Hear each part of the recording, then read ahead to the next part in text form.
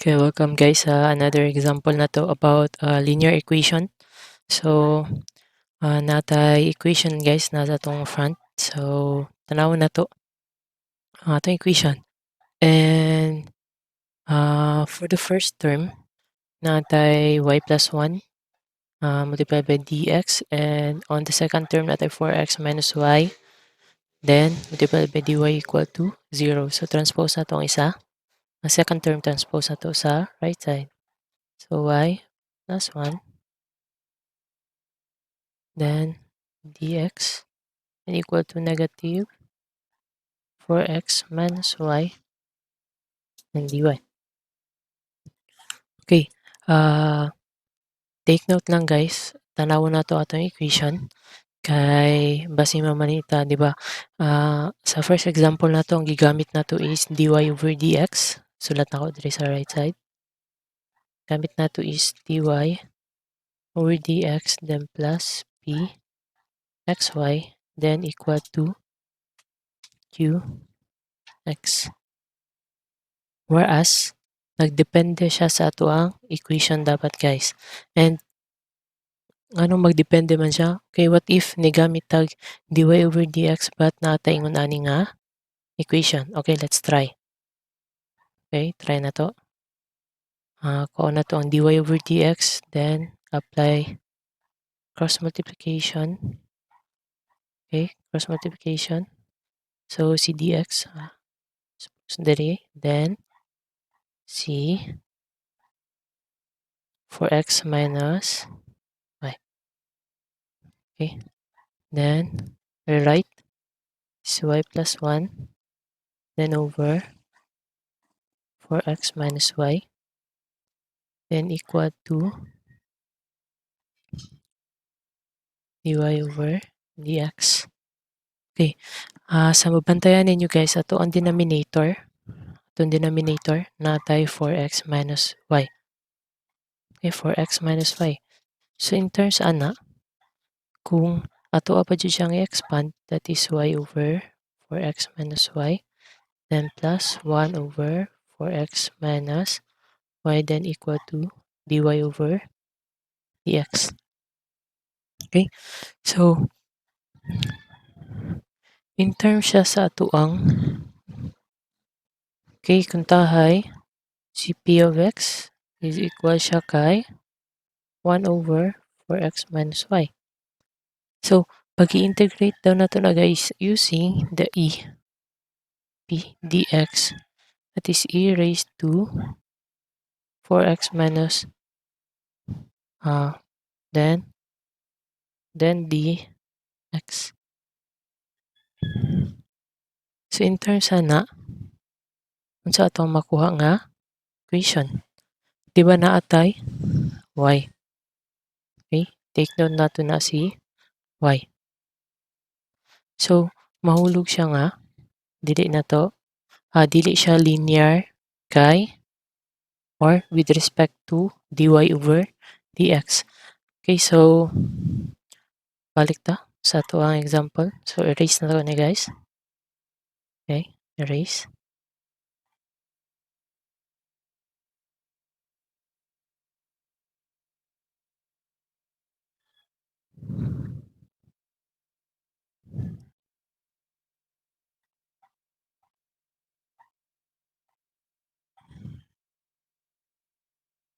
Oops. Sulat na ng tagbag ko guys.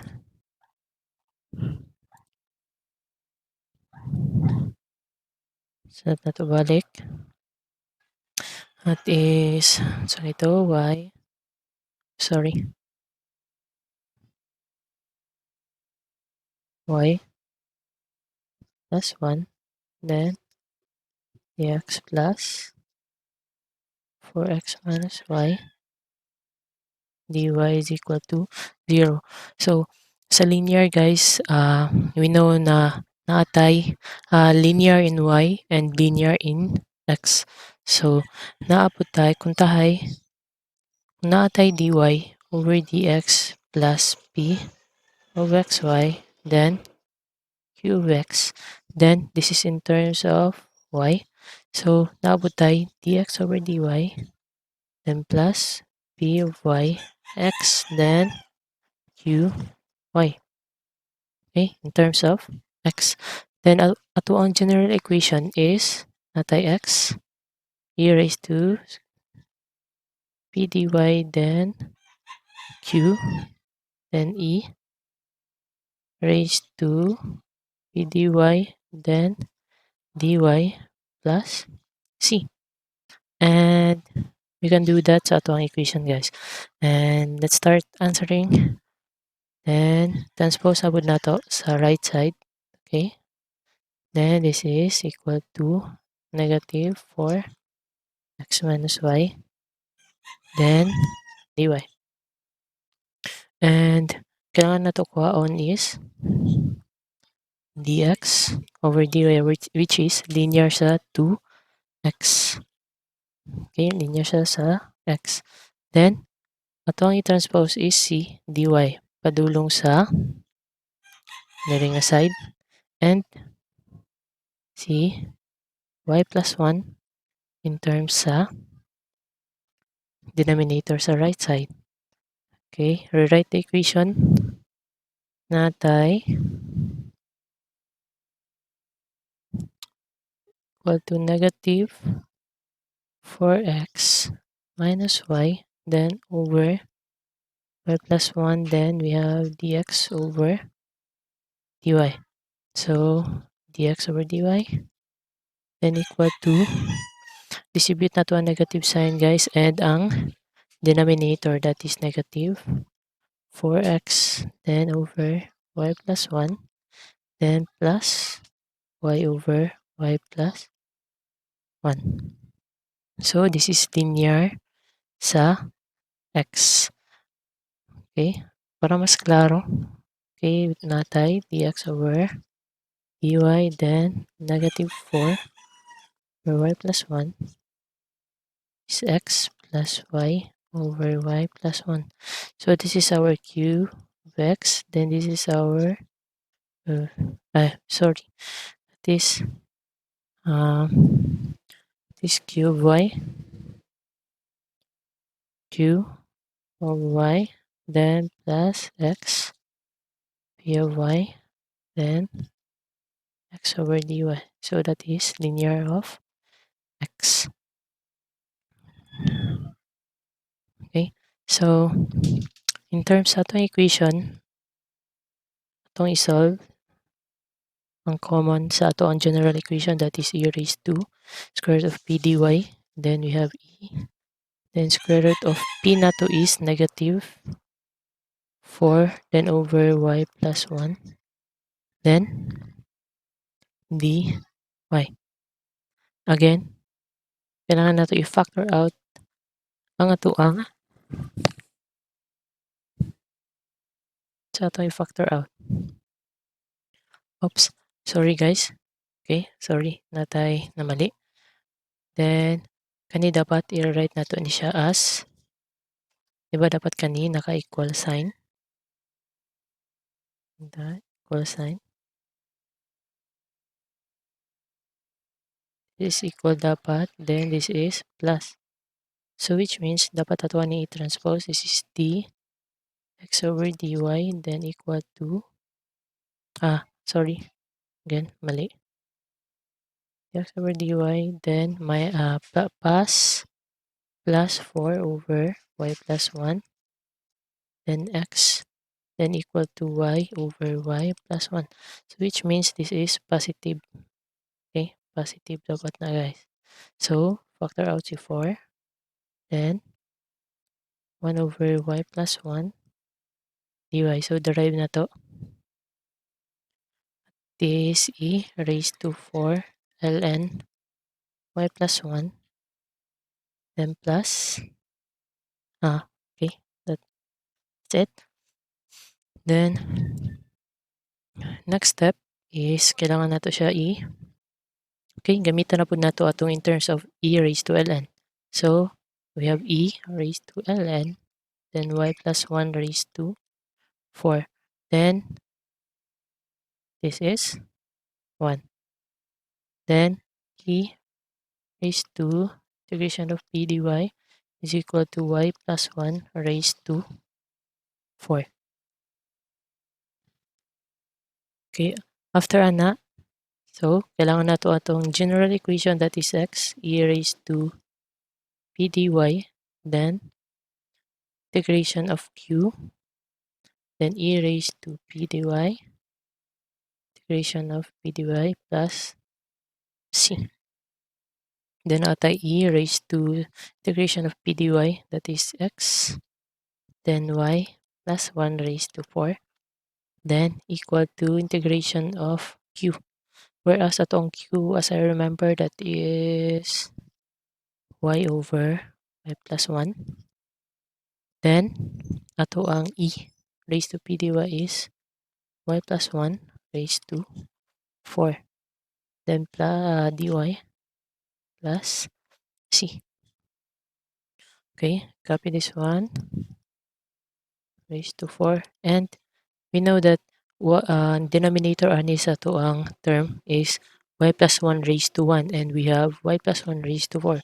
So, this will be cancelled out. Then, naatay raised to 3. Tama ba? Tama? So, we have integration of y then y plus 1 raised to 3 dy then plus c. Okay. So, by integration by parts, guys. So, una to na, integration by parts. Integration by parts. So, we assign a value of u para kay y. Then our du will be dy, then dv is equal to y plus 1 raised to 3 dy. Okay, para makuha atong v, that is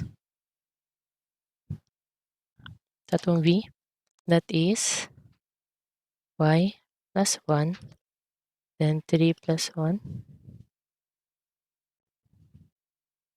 over 4. Okay. Okay.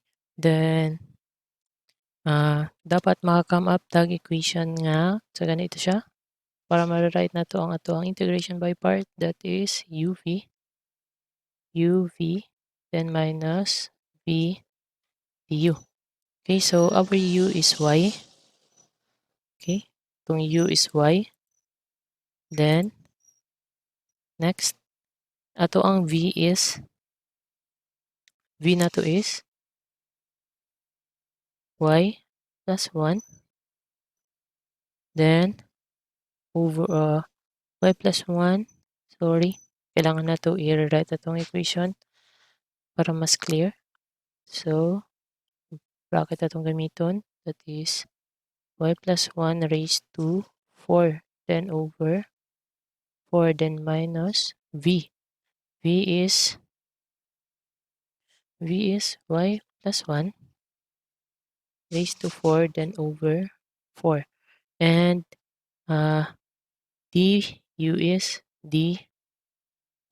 So, copy na to ato ang left side nga equation. X, y plus 1, 4. And don't forget ato ang constant. Okay? So, next thing to do is kailangan na to i-integrate ato ang right side. Okay? So, this will be y plus 1, and that is raised to 5. Okay, then 4, 5.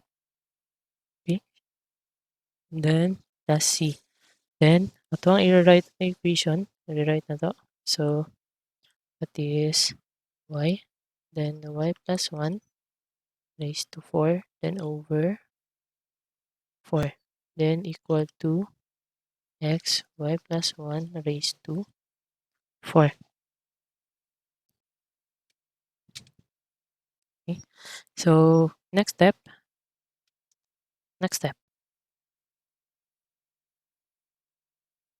So, next step, kailangan na to kuhaon ang common denominator and elimination.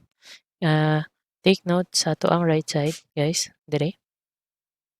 Sa left side nato natay y plus 1 raised to 4. Natay first term nato sa right side is natay y plus 1 raised to 4 and y plus 1 raised to 5. Okay? So which means pwede nato i-multiply both sides by the common nila. Okay, that is over y plus 1 raised to 4 and sa tuang numerator is numerator nila. That is the greatest denominator, which is 4 times 5, that is t. Okay? So, after this one, sa ato ang left side, ang mabili na lang, makancel si y plus 1 raised to 4, that is 20x. Then, equal to, diri ang side, okay? Makancel si 4, and this will become 5. So, the remaining equation is 5y. Okay?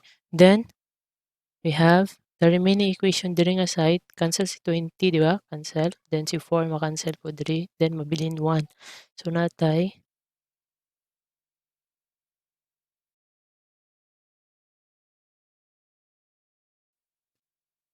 okay, si C. Mahimo na siyang plus 20C. Then over y plus 1 raised to 4.